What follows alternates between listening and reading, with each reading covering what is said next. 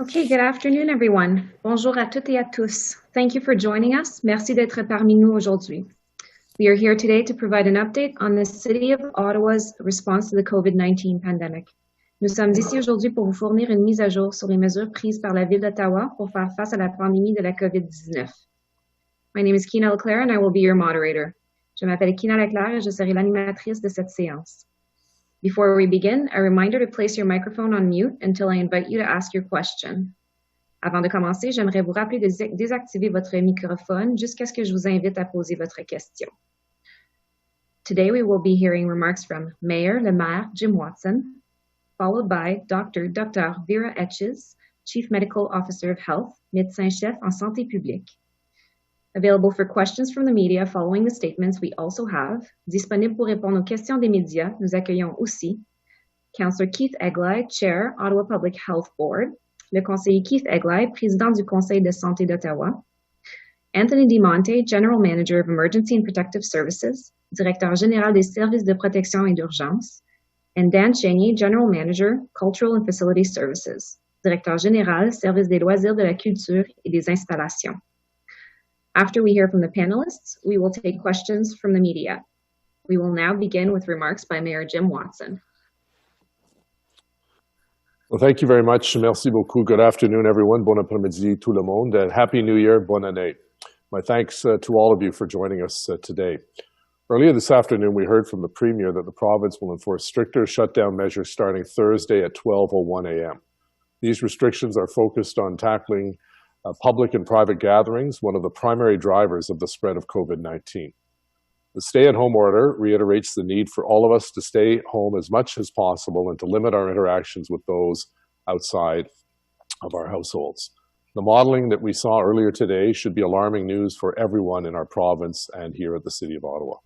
Les modèles que nous avons vus plus tôt aujourd'hui devraient être une nouvelle choquante pour tout le monde dans notre province et dans notre ville. The evidence that is before us, we must do more to stop the spread of COVID-19, and that is why I support the decision to implement these further restrictions. The city will soon announce how its services will be adjusted in light of these new restrictions. This is a critical time in Ottawa for our COVID response. As many of you heard from Dr. Etches over the weekend, the numbers in our city are increasing at an alarming rate. We are in the red zone and we're approaching gray territory, and we have higher percentage of positive tests coming back and an increase in hospitalizations. If we can't get these numbers under control, our hospitals will not be able to maintain services, and tragically, the number of deaths will increase. Et tragiquement, le nombre de décès augmentera. I want to reiterate this messaging today because we need to continue to follow the provincial guidelines and the advice of Dr. Etches and Ottawa public health officials. This, of course, is critical. This means limiting trips outside your home for only essentials like getting groceries, picking up prescriptions, and attending medical appointments. It also means maintaining your physical distance from people outside of your household, wearing a mask when in gathering, when interacting with those outside of your household, even when you're outside. Unquestionably, these restrictions are difficult for everyone, residents and businesses alike. Sans doute, ces restrictions sont difficiles pour tout le monde, résidents et entreprises. In many ways, today's news feels like we're back in the early days of fighting the virus. Today, however, we do have one advantage that we did not have before, and that, of course, is the vaccine. OPH, the City of Ottawa, and the Ottawa Hospital staff are working diligently to ensure this vaccine gets out as quickly as possible, and we are making good progress here in Ottawa. As soon as we received word that the Pfizer vaccine could be transported, we immediately mobilized our mobile vaccination units to reach our most vulnerable in long-term care homes. This was the first time that we transported the vaccine, so it was an all-hands-on deck to make sure that we did it safely and successfully. And Ottawa, I'm proud to say, was the first in the province to move the Pfizer vaccine, and I'm proud of our local leadership here. I'm pleased to say that our vaccination teams have been to 12 out of our 28 long-term care homes over the past week alone. We started vaccinating residents only, but we have been able to move on to include caregivers as well as staff. Both paramedics and long-term care medical staff have been administrating the doses, with OPH nurses responsible for the communication and the coordination of the facilities, as well as overseeing and coordinating the clinics along with paramedics. I want to thank all of them, especially our paramedics who are going into these long-term care homes for their outstanding work. Je tiens à les remercier tous pour leur travail remarquable. Today, I'm pleased to announce that earlier this afternoon, we received a new shipment of vaccines and we will be deploying first thing tomorrow morning. Je suis fier que nous venons de recevoir une nouvelle charge de vaccines et il sautera dès demain matin. This is, of course, still early days of vaccine distribution, and we have a long way to go until it will be widely available to the general public. Until such time, I want to reiterate the need for all of us to follow public health guidelines. And I know I sound like a broken record. Many of us do that have been communicating with you. We're sick and tired of the COVID-19 crisis that we have before us, but we have to repeat these messages because clearly a portion of our population are not following the rules, are being irresponsible, and at the end of the day, putting all of us at risk. We came from a very positive position in December, where we're one of the best cities in the country. And now, unfortunately, we're not doing well at all because just too many people have not been following the rules and the regulations. So please wear a mask when outside of your home. Practice physical distancing. Wash your hands with warm water regularly. Only leaving your house for essential reasons like to pick up groceries, medication, or to get exercise. Limit your close contacts to only those in your household. And if you haven't yet, please download the COVID Alert app. Again, I want to send the message that we need to work together in order to bring our COVID numbers back under control in Ottawa. Before I hand it over to Dr. Etches, who continues to do a remarkable job, I wanted to take a moment to acknowledge the hard work that the vast majority of our residents and businesses have done to limit the spread of COVID-19. And I say that with all sincerity. The vast, large majority of our residents are following the rules. It's that small minority that's hurting everyone else. I know these last months have been difficult for everyone. You're all tired, you miss socializing and seeing family and friends. Some of you have missed weddings and funerals, and it's heartbreaking. You miss doing some of the activities you enjoyed doing before the onset of the pandemic, like enjoying a fantastic meal at one of our great local restaurants or getting a good workout at our gyms. And our younger residents are missing the interaction with their friends and teachers at school. However, your collective efforts in following public health protocols have meant we still have a shot of slowing the spread of this virus and reversing our course. I'm asking you to keep these efforts up. Je vous demande de continuer ces efforts. We've got a difficult number of weeks ahead of us, but I know we have what it takes. We've done it before, as I mentioned, and we can do it again. Let's continue to work together to protect everyone's health and safety. Thank you very much. Merci beaucoup. Merci, Mayor, and hello, everyone. Quay, bonjour. The current trends indicate that the levels of COVID-19 in our community are among the highest yet since the beginning of the pandemic. More people are testing positive, the positivity rate and hospitalizations are increasing at a rapid pace, and we're seeing more outbreaks. There are more close contacts per individual testing positive. The COVID-19 wastewater viral signal also continues to trend upwards over the past few weeks. So all of our monitoring indicators for COVID-19 mean that Ottawa is once again in crisis territory. Selon nos indicateurs de la COVID-19, Ottawa est de nouveau en situation critique. So people of Ottawa, I need you to commit to what you are going to do next to improve this situation. Some may have gathered with a few family members over the holidays. Some might have been in crowded stores or on crowded rinks. Children may still be playing with their best friends to blow off steam after online school classes.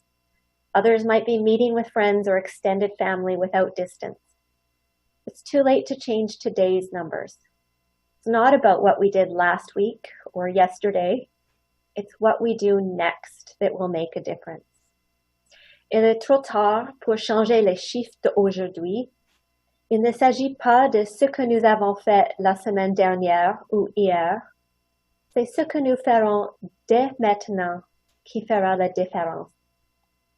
The provincial measures announced today will support us to slow the spread of COVID-19 in the community by limiting the number of opportunities for COVID-19 transmission. And while these measures make rules for public places and spaces, it's what we do next, our everyday individual decisions that will lead us out of this difficult place. It's not what any of us wanted, but it's what we need to bring levels of COVID-19 down, to stop outbreaks, to protect hospital capacity, to save lives. We've seen how quickly things can change, even in the last few weeks. For example, on December 11th, the 7-day average of people testing positive was 43 per 100,000. And on January 11th, yesterday, it was 137. Another staggering figure is the number of people testing positive by week. So for the week of January 3rd, 1,008 people tested positive for COVID-19, by far the highest number we've seen in 1 week since the beginning of the pandemic. And what these numbers tell me is that more people are coming into close contact with people from outside their households, and COVID can be transmitted in those situations.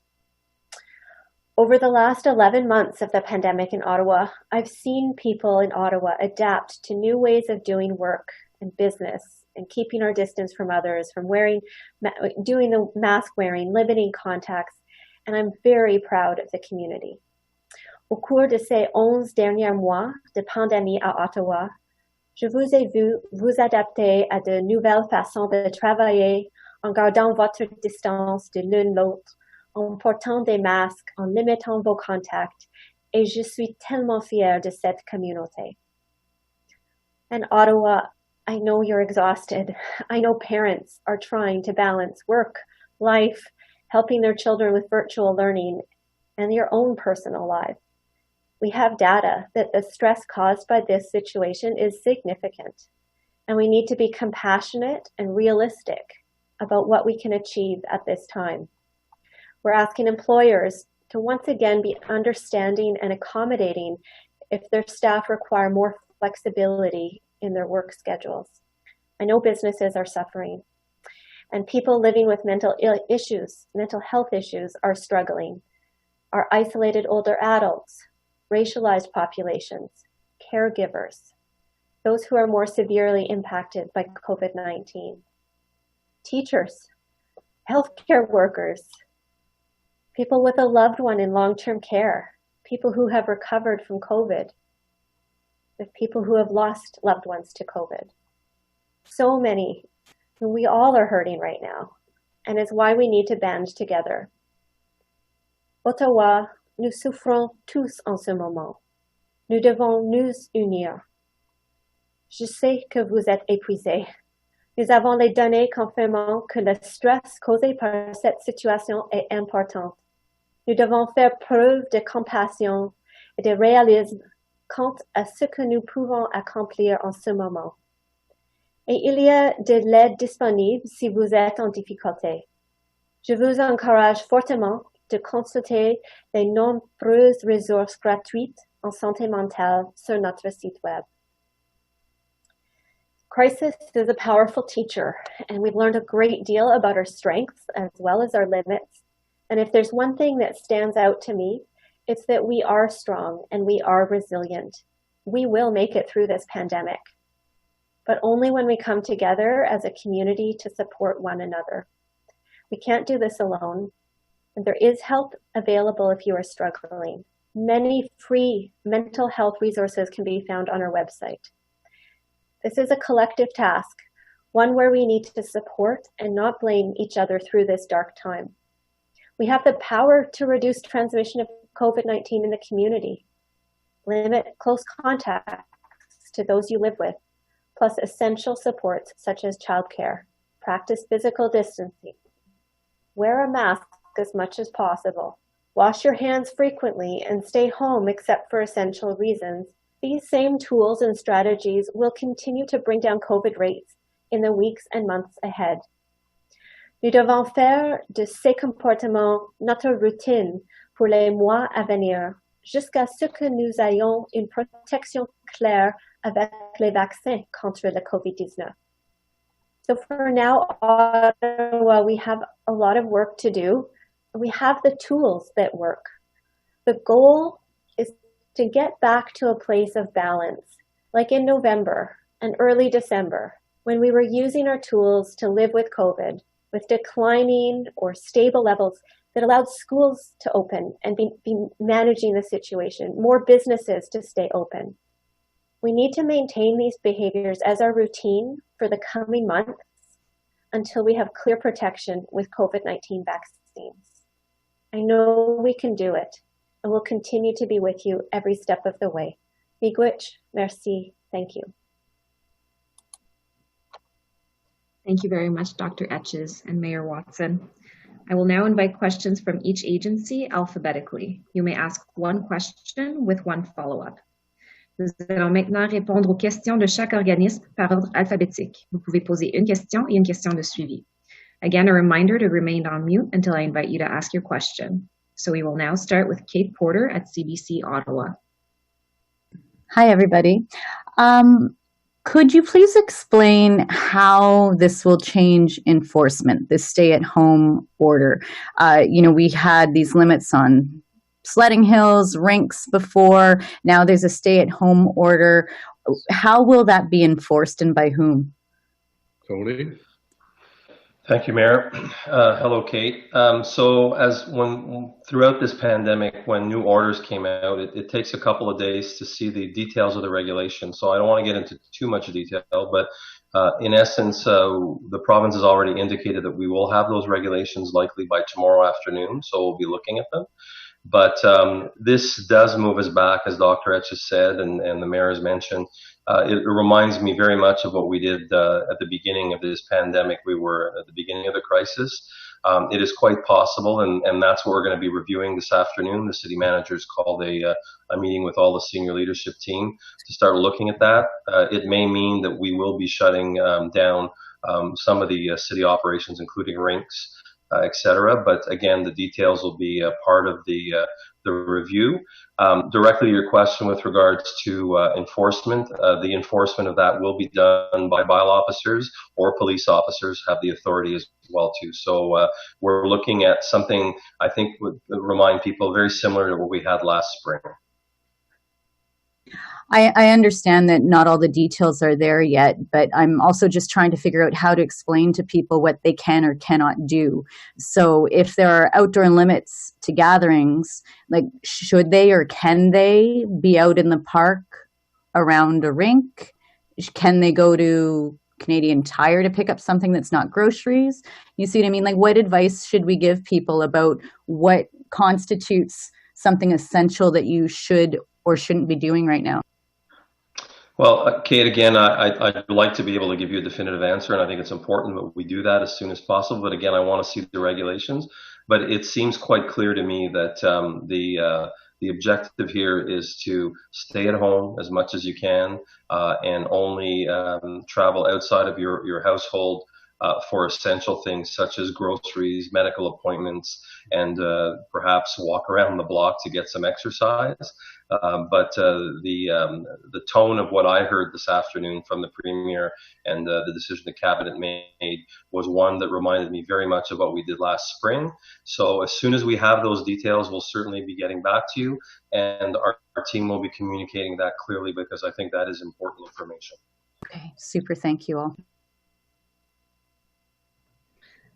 Thank you very much. Moving on, we will be going to Eric O'Brien at City News. All right, thank you. My question was kind of that, but instead I'll ask Dr. Etches this. How do you think we're already seeing impacts on mental health during confinement? How do you think these extended measures will impact people in Ottawa? I think that these days and weeks ahead of us now, with schools closed, with more emphasis on staying at home, will draw on our resiliency. We'll really need to be supporting each other, checking in with each other. It can be hard when people are stressed and tired, and I think that we need to focus on how we can encourage each other with little messages, with reaching out, getting a little bit of physical activity in each day outdoors. We do know this is a challenging time, and we know that people can be tipped to that point of crisis, and we have a distress center line that can connect people to supports that are available right away. We know for women who may be experiencing violence in the home that there is a chat service available that if we do encourage people to make sure that they're reaching out to help others. There's no question, this is some of the most difficult days. And so I think we want to find what keeps us going. Be realistic. We can't accomplish everything all at once. Teaching and parenting and working. So finding what works for your family, I think is important. Where people are individuals, isolated, there is still room to connect with one other household exclusively. We don't want people to be on their own without any support at all, and we know some people will still need to access essential childcare. So these are important.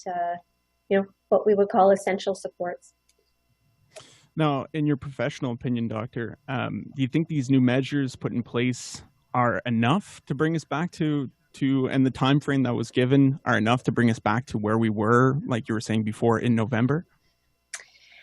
Yes, I'm only going to speak about Ottawa. I can't speak for the whole population across Ontario, but I do believe what will make a difference in Ottawa is individuals taking this signal from the province that, yes, we are in crisis again.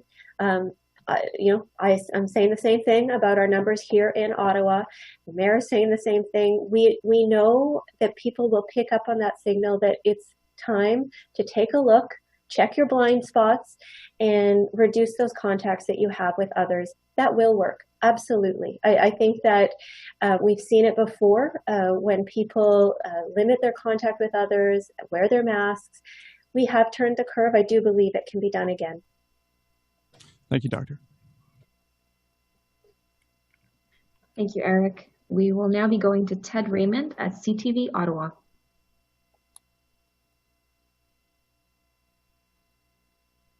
Hello, thank you for taking my questions. So I guess my question now is for Dr. Etches, just based on some of the comments. I know that Mr. Di Monte says they're still working on figuring out these regulations, but in the context of exercise and getting outside, this is, as you say, an essential thing and something that people should be doing. But with this new stay-at-home order, people are at risk of being fined, possibly if there's too many people around. We've got a gathering limit of 5. What would you say to people who still want to go outside for exercise despite this, but with this order in place? Like, what are we going to do about this? How are we going to reconcile these two things? We do need more information from the province about exactly what they're envisioning restricting, but I do read in the acknowledgement that exercise is essential, that there will be some ability for people to get outside every day, and I strongly recommend that. I have all along. I think where we maybe need to adapt is that we need to make that exercise closer to home, and we need to avoid, well, actually that's my advice anyway, is avoid places that are crowded. I mean, choose to walk in areas, go to open spaces in areas that are not crowded, and in smaller numbers. I think we do see this is clearer today. The gathering, they're talking about if you're going to go out with your household, like make sure that's just your household, that you're not gathering multiple households together when you're going out for exercise. Okay, thank you. And I do want to just touch on maybe a little bit more on enforcement, Mr. Di Monte. Now, I know that obviously you're still waiting for more details and you're going to be planning this out, but what can we say in terms of what kind of interactions people might expect with bylaw officers or police? Are police going to be stopping people when they're outside and questioning them? Is that part of the plan or is part of something that you envision? Yeah, since the beginning of this, and I've said it and repeated it several times, our objective in enforcement is a tool to achieve our public health goals as a community, to keep down COVID till we're all vaccinated and return back to normal. So it's just a supplementary tool. Our bylaw officers and the officers of Ottawa Police Service as well, our interactions are always towards that objective. That said, it's clear that over the last weekend, we saw behaviors that aren't compatible with that. And certainly we will, I guess the right term is ramp up our enforcement to ensure that people respect the rules that are put in place so our community can get back to a healthy state. Again, I'm being very careful, Ted, because I think, facts and data are important. And so we want to see the facts, we want to read the regulations, see exactly what the provincial government wants to achieve here. And then we'll be using the regulatory tools and doing enforcement to achieve that. So I guess the message is quite clear. Our expectation is people will be respecting those rules. And as Kate asked earlier, once the clarity is there and we understand it, we'll make sure that everybody knows what they are, but we will be enforcing those rules as well. Thank you very much. Thank you, Ted. We will now go to Craig Lord at Global News. Hi there. I think this would be a question for Dr. Etches. For a long time in the pandemic, we've had this idea of essential supports for people who are maybe a single parent or someone who's living alone. Do you expect that there might be exemptions to continue to allow essential supports to visit people that they need to, even under this new lockdown? Yes, I do think that is important. People will understand what's essential for them in that category. I mean, the big picture is that we want to limit the number of contacts we have. And, we were able to keep COVID levels declining or stable with, this approach of having essential supports where needed. We need to really focus on that being consistent. So if you need another person to help you, that's always that other same person as much as possible. Just everything we can each do to limit the opportunity for COVID to pass between people where there's close contact without masks. It adds up. We can see that. It's so powerful. Our individual actions that add up collectively to protecting the community. That's what we're aiming for again. Thanks very much. And I have a question for Mayor Watson. Modèle que nous avons vu plus tôt aujourd'hui devrait être une nouvelle choquante pour tout le monde dans notre. Today, a critical time in gathering when interacting with those outside of your household, even when you're outside. I think there's some echo from Eric. Sorry. Sorry, go ahead. Are we good? Yeah, sorry. So Mayor Watson, you said that you're feeling like a broken record because there's this portion of the population that doesn't seem to be listening, not seeming to follow the rules. But Premier Ford said earlier today that, the responsibility for this lies on him. I'm curious, how much of the responsibility for the current crisis do you think falls on the city, whether it's a failure of communication or regulations? Do you believe that any of that responsibility on the current situation is on our local institutions here? Well, I think anyone in a leadership role, whether it's at the municipal, federal, or provincial level, or in healthcare, shoulders both responsibility and as the head of the city council, then I take that responsibility. I think what we're trying to do is to get to those small portion of people that are ruining it for everyone else. For instance, I would like to see the province clamp down on big box stores that are using the guise of selling food to sell golf clubs and furniture and patios and so on. It just is not the time to be going and doing that kind of a shopping, crowding a store with hundreds, if not thousands of people. So I appreciate the fact that the province is going to clamp down on the crowd sizes at these big box stores, because I think we've all seen the pictures on social media, and we've all seen it in person. If you've gone to a Costco or a Walmart, hundreds of people lined up at the cash registers buying things above and beyond food products. And while we appreciate the crackdown on lineups and overcapacity, I think we also have to rope off those sections of the stores that are selling non-essential products for two reasons. First of all, there's no need to endanger people with larger crowds buying these products. Like I said, sound systems and stereos and everything else. And at the same time, it's fundamentally unfair to our small businesses who don't have that advantage that they can allow people to come in and buy products at their small shops, but Walmarts and Costco's and other big box stores are allowed to do so. Thank you. Thank you very much. Thank you very much, Craig. Moving on, we will go to Elizabeth Payne at the Ottawa Citizen. Thank you. This is a question for Dr. Etches. Today in the technical briefing, two Ottawa hospitals, the Civic Campus and QCH, were among hospitals in the province with just 2 intensive care beds left.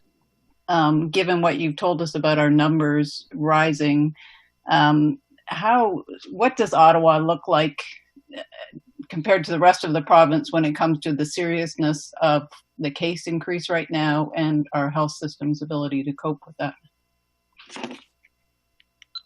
So Ottawa is among the health units that have had a steeper change from before the holidays until this point. So the rapid rise in cases is significant, and then the hospitalizations follow. So we are now starting to see those hospitalizations increase, and our hospitals are managing right now, but it's not something where they can continue with this rate of increase and be able to avoid canceling procedures that others need, non-COVID types of interventions related to, say, cancer or heart disease. So this is something that, the hospitals are very closely preparing for and ready to manage if the numbers keep going up. I think that I talk about the former color-coded system that was used by the province and the fact that we're far beyond the threshold for red, which was 40 people testing positive per 100,000 as our rate. And now we're up near 90. And so that is putting us into, close to gray territory. I think maybe at one point the threshold there for the lockdown was 100, but we're of course all in lockdown now. But what it signals is, yes, we are back into that kind of territory where we might have thought this part of the province wasn't so affected. Okay, thank you. And can I ask you about the more contagious variant? I think it's probably you as well, Dr. Etches. They announced today that some more cases were found. Were any of those in Ottawa? And can you tell me what Ottawa is doing to try to track whether there are more cases? Yes, so as far as I know, there's only been one person confirmed to test positive for COVID-19, and then that variant of the COVID virus was found to be the UK variant after someone returned from travel to the UK. What we're doing is working with the Public Health Agency of Canada to ensure that we have the ability to follow up with travelers who've returned from the UK or South Africa and follow up with their names and contact information to be able to reach out, and this is what we've done, reach out with phone calls, letters, and requesting that people are in fact tested for COVID-19, whether they have symptoms or not, because we know there can be asymptomatic infections, to go that extra step to see if we can detect the UK variant here and then contain it. So no others have come back testing positive yet, to my knowledge. We've had others who have gone for testing following that outreach. And then if they test positive, we'll check for the UK variant. So that is still a work in progress and something we'll continue. We're planning to do this as a routine practice for people who return from the UK and South Africa. Thank you. Thank you very much, Liz. We will now be going to Joanne Luscious at Host Media. Hello, this is a question for Dr. Etches. I'm wondering if you can talk maybe a little bit about how, if you're getting the response that you're hoping for, what will the timeline look like in terms of returning to where we were in late November or early December? Yes, so, well, we've seen how quickly things can go up, and they usually come down a bit more slowly. That's been our experience. However, I'm hopeful, I'm very hopeful that we can see the curve start to turn within a week, even within a week. It's possible. When we cut off those contacts to others outside of our household, there's less transmission that can occur. We can see that, hopefully, given we've had more measures in place since the holidays, since December 26th. And so I think over the coming weeks, then we're looking for that decline in the rate of COVID in our community across multiple measures that can validate that things are coming down again. I think we're not expecting to get COVID down to zero before people are back in schools.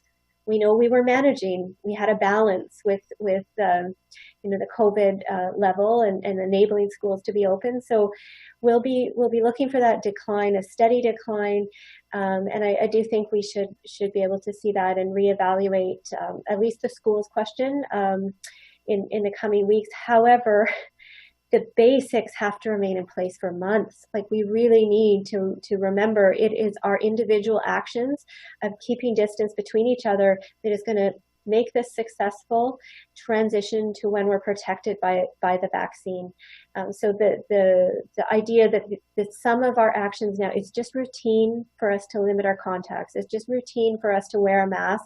That needs to remain for months.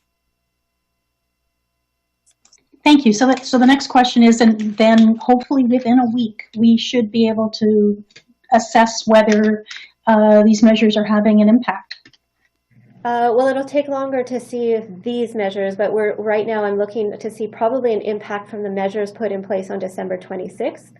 It usually takes about 2 or 3 weeks to see a change from some sort of public health measure intervention like a lockdown.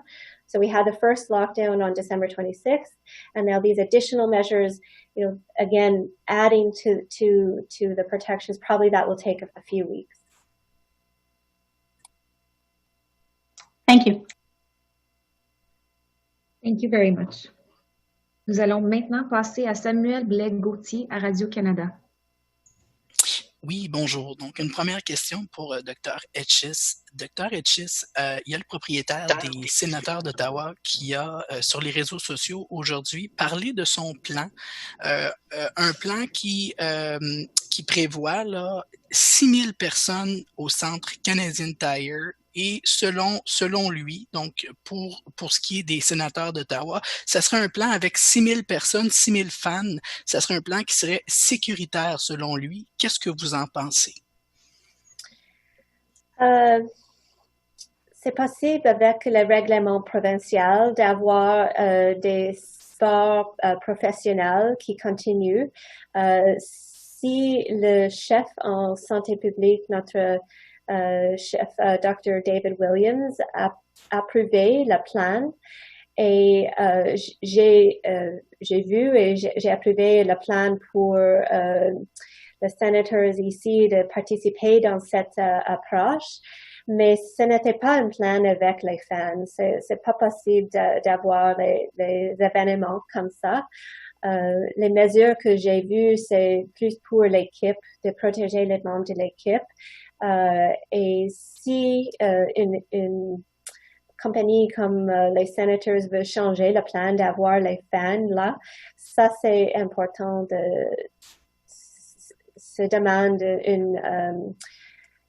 que le médecin-chef en santé publique pour la province va approuver le plan. Could you repeat that in English, Dr. Etches? Yes. Doctor, maybe I could just offer a quick comment because Mr. Melnick, just in the last few minutes, has clarified his request to have 6,000 fans in the stadium. And he said it's not the appropriate time. I'll just read out. He said, well, the Senators organization remains optimistic that we'll have an opportunity to eventually welcome fans back to the Canadian Tire Centre. Now is not the time. So I appreciate Mr. Melnick saying that. I think most people would agree. Cramming 6,000 people into one confined space is not a good idea at this time. So, en français, M. Melnick a retiré son suggestion pour 6 000 spectateurs à la Centre Canadian Tire. Et ça, c'est la bonne réponse parce que ce n'est pas le temps d'attirer beaucoup de monde, 6 000 personnes dans une place pendant une pandémie. So I apologize, Dr. Vera, but that was just the update we had.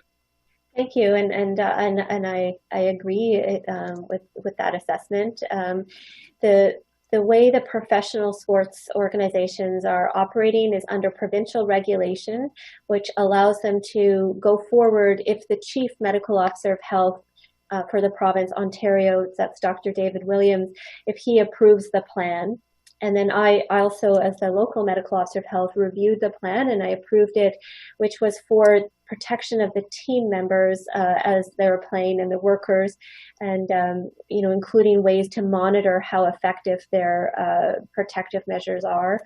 And that plan that I saw did not involve fans. Merci beaucoup. Ma seconde question va au maire Jim Watson. Lorsqu'on a annoncé le deuxième confinement, vous êtes monté aux barricades en qualifiant les mesures d'injustes pour les gens d'Ottawa. À la lumière des chiffres qu'on a en ce moment et des nouvelles mesures, comment en français, Monsieur le maire, vous qualifiez ces nouvelles mesures-là qui s'ajoutent? Est-ce que c'est justifié maintenant selon vous? Mais certainement, dans le mois de décembre, la situation est plus positive pour la ville d'Ottawa. Je suis très fier de la réaction des petites entreprises et des résidents de la ville d'Ottawa. Malheureusement, pendant les dernières semaines, la situation a changé et c'est plus sérieuse maintenant. Et ça, c'est la raison que j'ai dit que j'appuie les suggestions, les décisions de la province de l'Ontario. Et c'est la même situation avec Dr. Etches et mon collègue M. Eglai et M. Di Monte. Nous sommes ici pour dire c'est le temps pour